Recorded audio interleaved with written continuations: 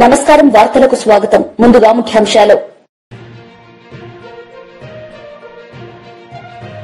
రెండవ రోజు AP budget సమావేశంలో పాల్గొన్న సీఎం చంద్రబాబు నాయుడు ఈ సందర్భంగా వివరణ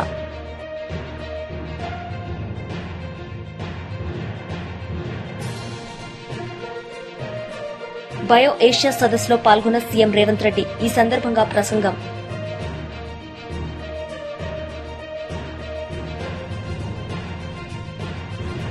కేంద్ర మంత్రి కిషన్ రెడ్డి మీడియా సమావేశం ఏపీ బడ్జెట్ సెషన్స్ లో సీఎం చంద్రబాబు పాల్గొన్నారు. ఈ సందర్భంగా ఆయన పలు అంశాలపై వివరణ ఇచ్చారు. 24-25% 12.94% వల్ల గ్రోత్ చూస్తే 14 కోట్ల మామూలుగా వచ్చుంటే 8.6 వస్తే 14 కోట్ల 22 లక్షలు వచ్చేది. ఈ సంవత్సరం 24-25కి 16,06,000 కోట్ల రూపాయలు జీఎస్టీపీ వచ్చింది. ఈ రెండు చూసుకుంటే అదే గాని వైఎస్ఆర్ కాంగ్రెస్ పార్టీ ఉండి 8.6 వచ్చుంటే 15 కోట్ల 44 లక్షలు వచ్చేది. 15,44,000 కోట్లు వచ్చేది.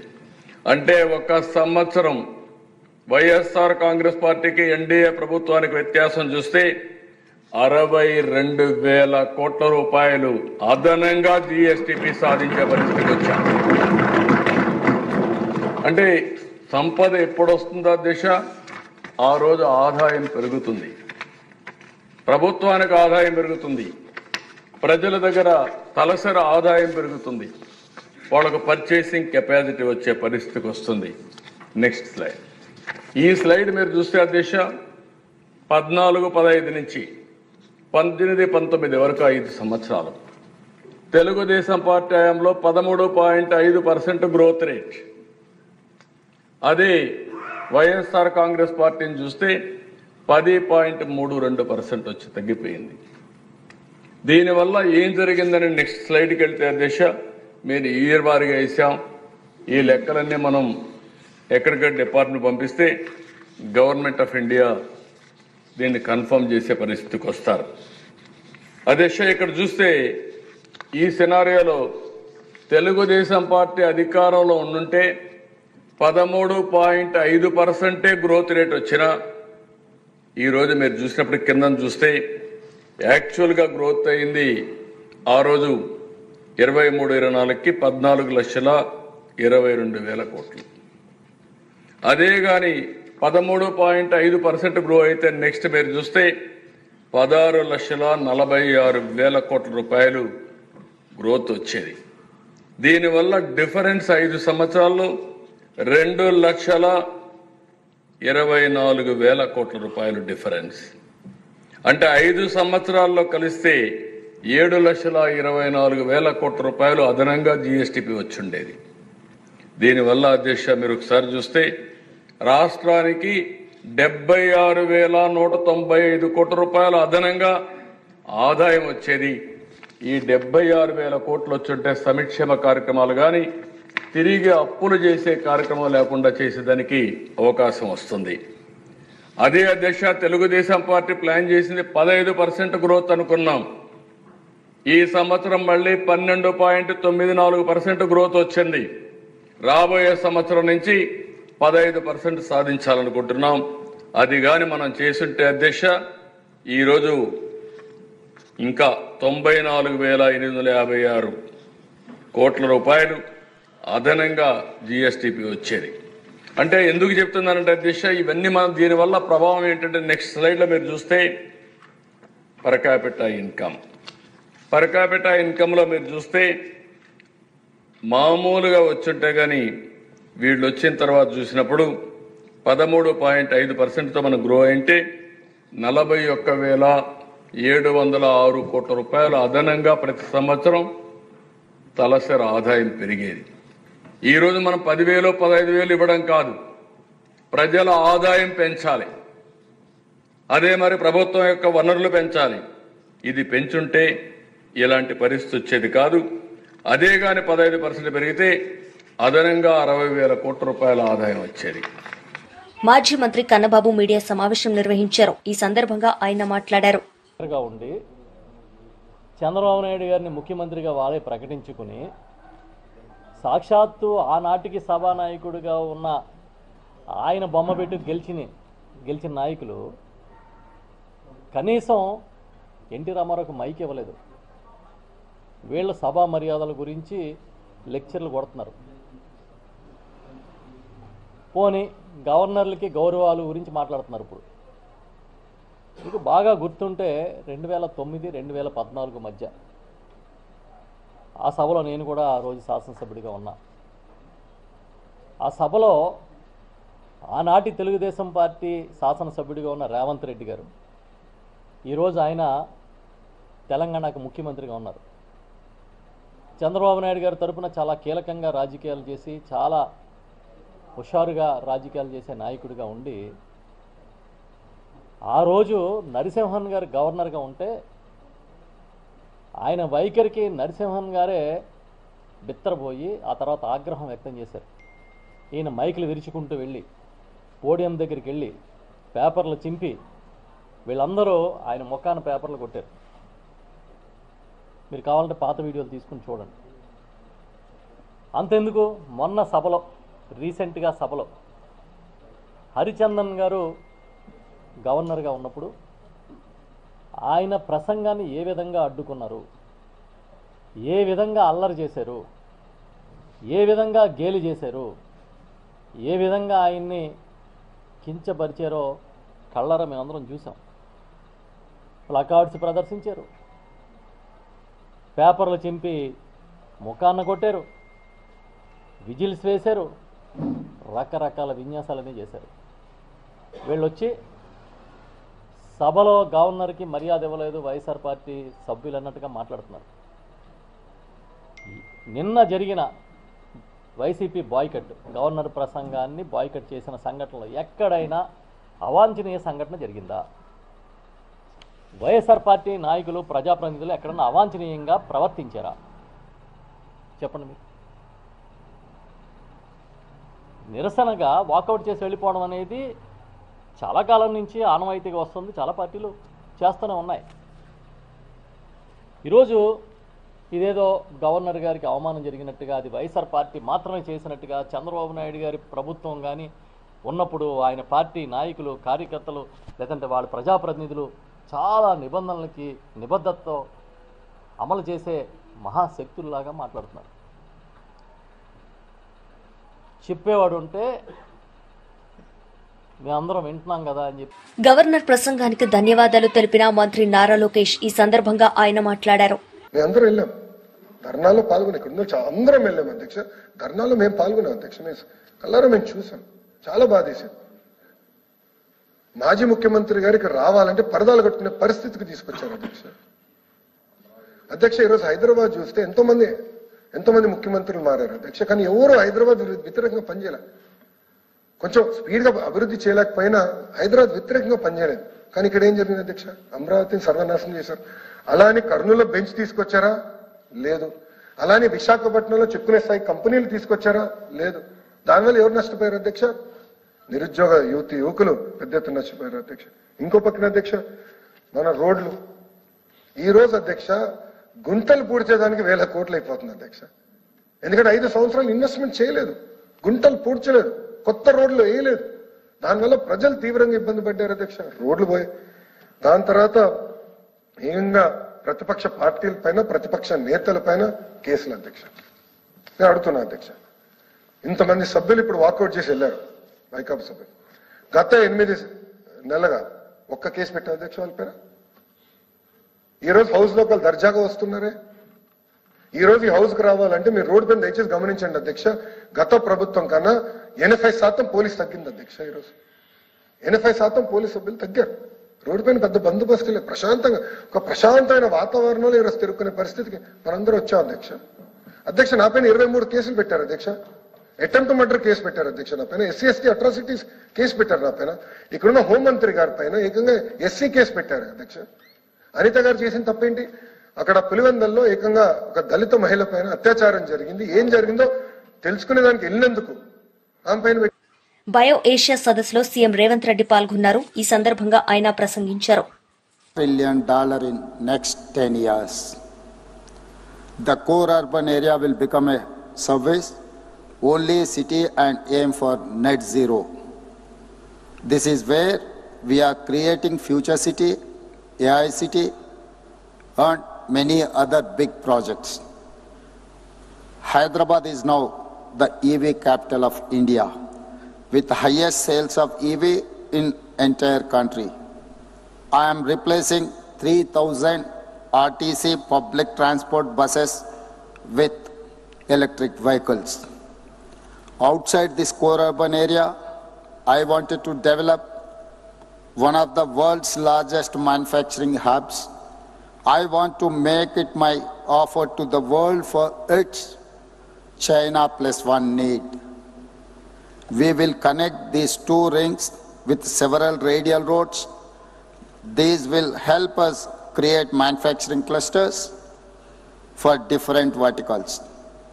As Telangana is a landlocked state, we are developing a mega dry port and will connect it to a seaport in neighboring Andhra Pradesh state. These two ports will be connected by a dedicated rail and road link.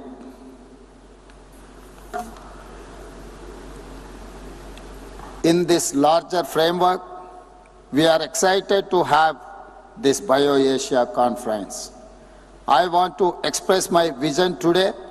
We will develop Hyderabad and Telangana into one of the world's best and largest ecosystems for biosciences, biotech, and life sciences in innovation, research and development, manufacturing, skills development, and investment.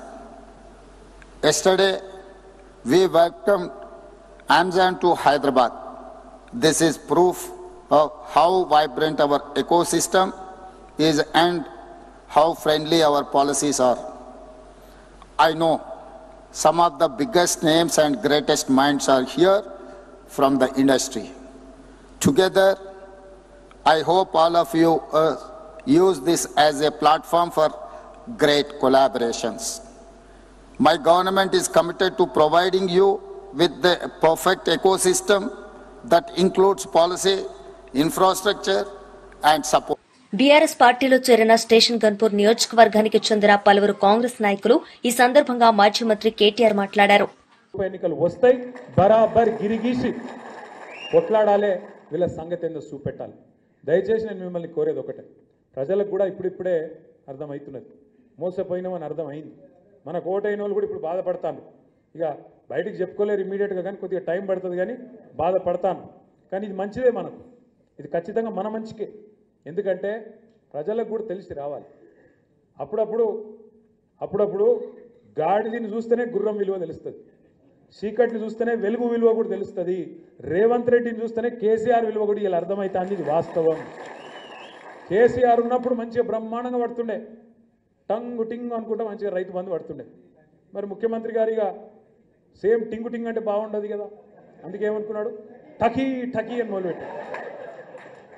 పడా టకీ టకీ పడుతున్నాయి, రైతు బంధు టకీ టకీ, రుణమాఫీ జరిగిందా టకీ టకీ, కళ్యాణ లక్ష్మి పడుతుందా టకీ టకీ, ఒక్కటన్నా ఏదన్నా టకీ టకీ ఒక్క కాడ మాత్రం పడుతుంది.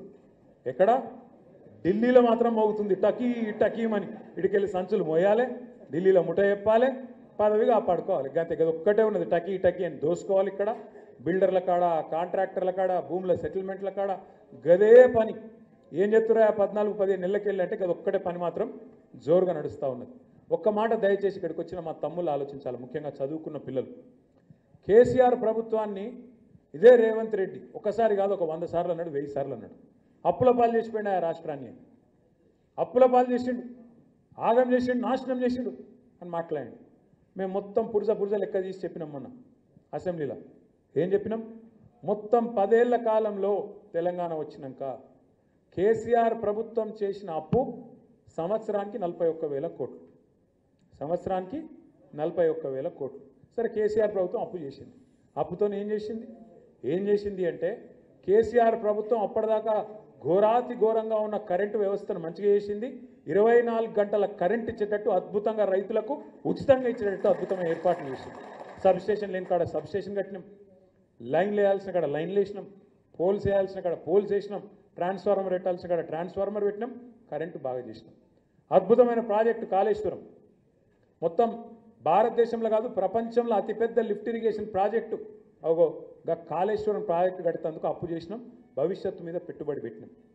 నల్లా నీళ్ళు లేని దుస్థితి, ఆడబిడ్డల నెత్తి మీద కుండ పెట్టుకొని బిందె పెట్టుకొని కిలోమీటర్లు పోయే అవస్థ ఏదైతుండేనో అగో దాన్ని మిషన్ భగీరథతోని బ్రహ్మాండంగా మొత్తం తుడిచిపెట్టి శాశ్వతంగా ఇంటింటికి నల్లా పెట్టి నీళ్ళిచ్చిన ప్రభుత్వం కేసీఆర్ ప్రభుత్వం.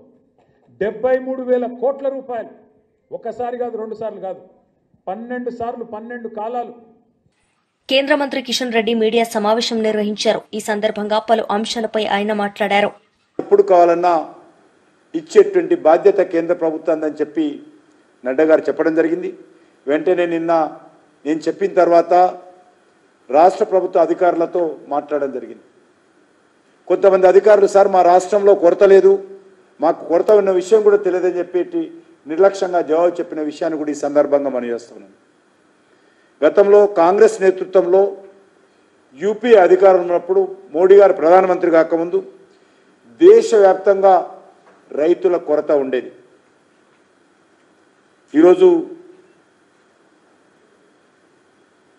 పెద్ద ఎత్తున యూరియాను బ్లాక్ మార్కెట్కు తరలించేవారు. కానీ నరేంద్ర మోడీ గారు అధికారంలోకి వచ్చిన తర్వాత బ్లాక్ మార్కెటింగ్ పైన ఉక్కు పాదం మోపి రైతులకు ఎరువులు అందుబాటులో ఉండే విధంగా, అదేవిధంగా దేశీయంగా, ఎందుకంటే యూరియా 90% గతంలో ఇంపోర్ట్ చేస్తున్న వాళ్ళం, ఈరోజు మన యొక్క డొమెస్టిక్ కంపెనీలను కూడా ప్రోత్సహించి ప్రభుత్వ పరంగా యూరియా కేంద్ర ప్రభుత్వము ప్రైవేట్ సెక్టార్లో కూడా ఉత్పత్తి చేసే విధంగా చర్యలు తీసుకోవడమైంది. మనకందరికీ తెలుసు, రామగుండంలో తెలంగాణలో కూడా ఒక పరిశ్రమను నరేంద్ర మోడీ గారే భూమి పూజ చేసి ఆ యొక్క ఫ్యాక్టరీని నిర్మాణం అయిన తర్వాత ఉత్పత్తిని కూడా ఆయనే స్వయంగా వచ్చి ప్రారంభించిన విషయాన్ని కూడా ఈ సందర్భంగా మనం చేస్తూ ఉన్నాం. దీనితో గత 10 సంవత్సరాలుగా దేశంలో ఎక్కడ కూడా ఎరువుల కొరత లేకుండా కేంద్ర ప్రభుత్వం చర్యలు తీసుకున్నది. పాత అలవాటు ప్రకారము ఈ రాష్ట్రంలో కాంగ్రెస్ పార్టీ అధికారంలో రాగానే మళ్ళీ కృత్రిమ కొరత సృష్టించి రైతులను ఇబ్బంది పెట్టేటువంటి ప్రయత్నము కాంగ్రెస్ ప్రభుత్వం చేస్తూ ఉంది. ఈరోజు తెలంగాణలో కావలసినటువంటి రైతులకు ఎరువులు కేంద్ర ప్రభుత్వం అందిస్తూ ఉంది. తెలంగాణ ప్రభుత్వ అంచనాల ప్రకారం 24-25 అంటే ఈ సంవత్సరంలో రబీ సీజన్కి సంబంధించి 9.8 lakhs మెట్రిక్ టన్నుల ఎరువులు అవసరం ఉంటుందని చెప్పి రాష్ట్రము కేంద్రము జాయింట్ మీటింగ్లో నిర్ణయించడం జరిగింది. తెలంగాణ అవసరాల కోసము కేంద్ర ప్రభుత్వము 9.8 lakhs మెట్రిక్ టన్నులు అవసరం ఉంటుందని తెలిసిన తర్వాత సుమారు 10 లక్షల మెట్రిక్ టన్నుల యూరియా అడ్వాన్స్గా కేంద్ర ప్రభుత్వము రాష్ట్రానికి పంపించడం జరిగింది.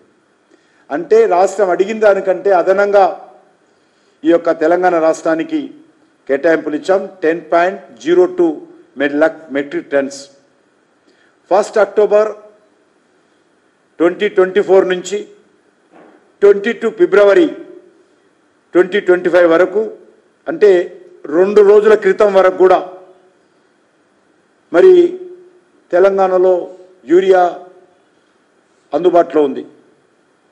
గత ఏడాది పోలిసి చూసినట్లయితే ఈ సంవత్సరము 27.35%. బీఆర్ఎస్ నేతలు మీడియా సమావేశం నిర్వహించారు. ఈ సందర్భంగా పలు అంశాలపై వారు మాట్లాడారు. ఒక సంకేతాన్ని ఇచ్చింది, ఒక దిక్సూచిగా నిలిచింది పార్లమెంట్ ఎన్నికలలో.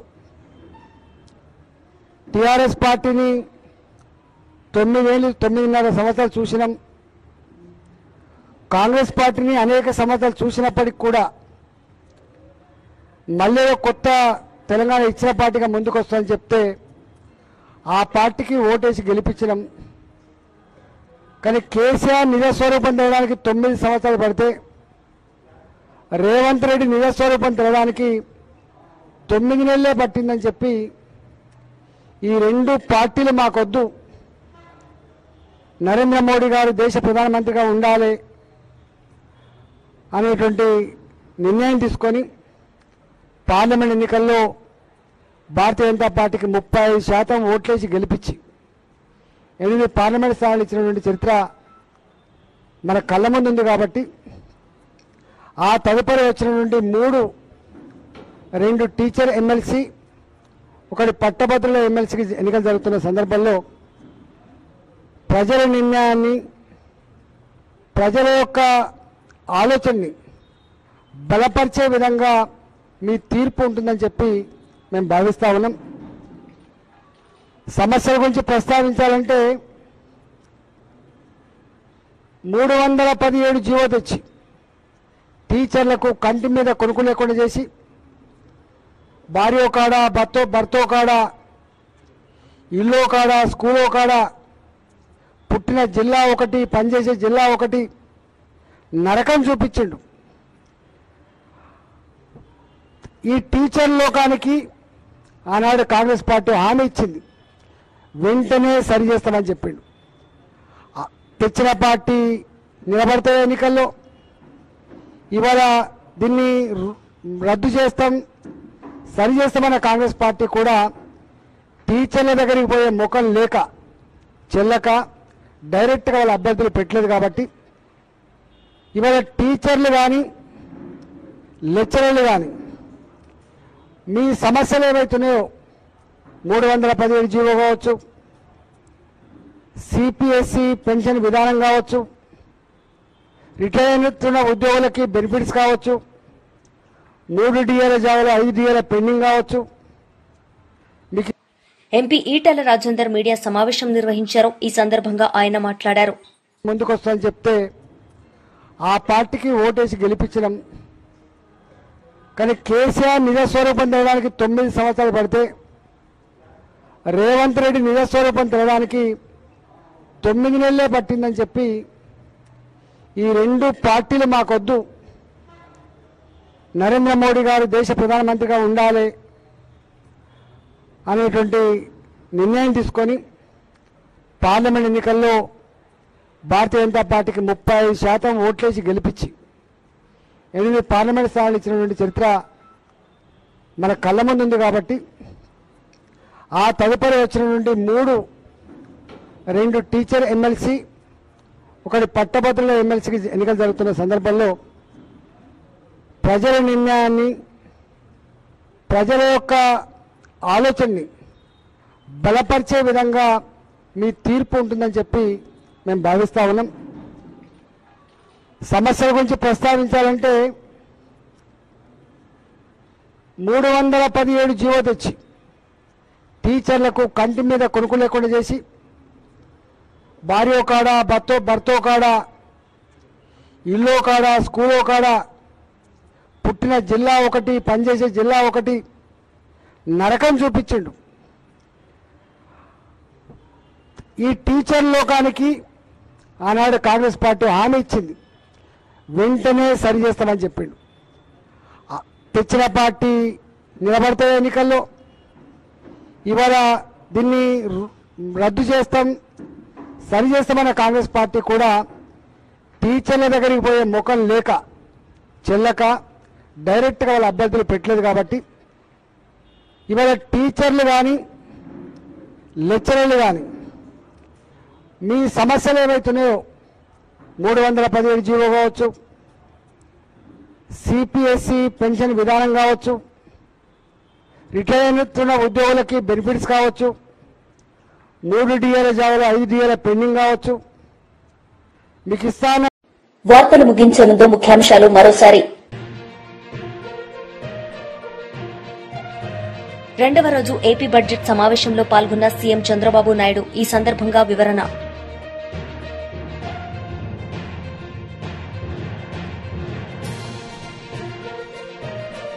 బయో ఏషియా సదస్సులో పాల్గొన్న సీఎం రేవంత్ రెడ్డి. ఈ సందర్భంగా ప్రసంగం.